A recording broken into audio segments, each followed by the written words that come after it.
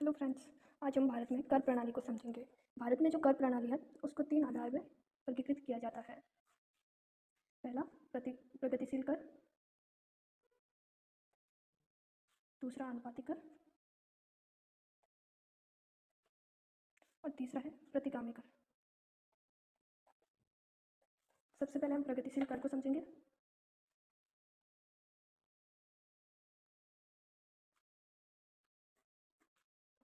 प्रगतिशील कर का मतलब होता है कि आय में वृद्धि के साथ साथ जो है वो कर का प्रतिशत भी बढ़ता है, मतलब कर में वृद्धि होती है। एग्जाम्पल के रूप में अगर हम देखें तो मान लीजिए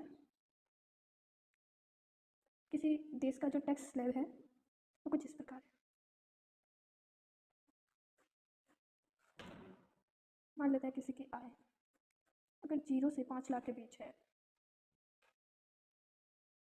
तो उसे 0% टैक्स देना पड़ेगा, और अगर 5 लाख से 10 लाख के बीच है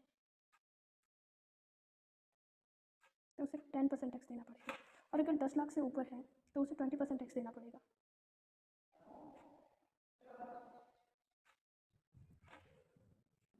अभी मान लेते हैं हम कि व्यक्ति जो है, व्यक्ति ए, व्यक्ति बी और व्यक्ति सी।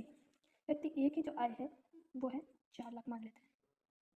तो जो 4 लाख है मतलब पहले के जो 0 से 5 लाख के बीच है उसे 0% टैक्स देना पड़ेगा, तो व्यक्ति ए को जो टैक्स देना पड़ेगा वो होगा 0%। और व्यक्ति बी की जो आय है वो मान लेते हैं 8 लाख, मतलब जो पहले के 5 लाख है उस पर तो 0% टैक्स लगेगा, और बाकी के जो 3 लाख है उस पर 10%। तो 3 लाख का 10% जो है वो हो गया 30,000। और जो व्यक्ति बी जो है उसे टैक्स देना पड़ेगा 30,000, और व्यक्ति सी की जो आय है वो मान लेते हैं 15 लाख। इसमें पहले के जो 5 लाख है उस पर 0% टैक्स, उसके बाद के जो 5 लाख है उस पर 10% टैक्स। ठीक है, तो 5 लाख का 10% हो गया 50,000, और जो बाकी के 5 लाख बचे उस पर 20% टैक्स लगेगा। तो 5 लाख का 20% हो गया 1 लाख।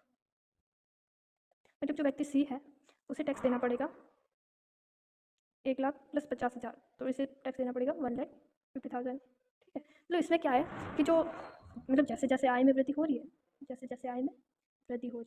वैसे वैसे जो कर का परसेंटेज है उसमें भी वृद्धि हो रही है, और इसी को कहते हैं प्रगतिशील कर। Thank you.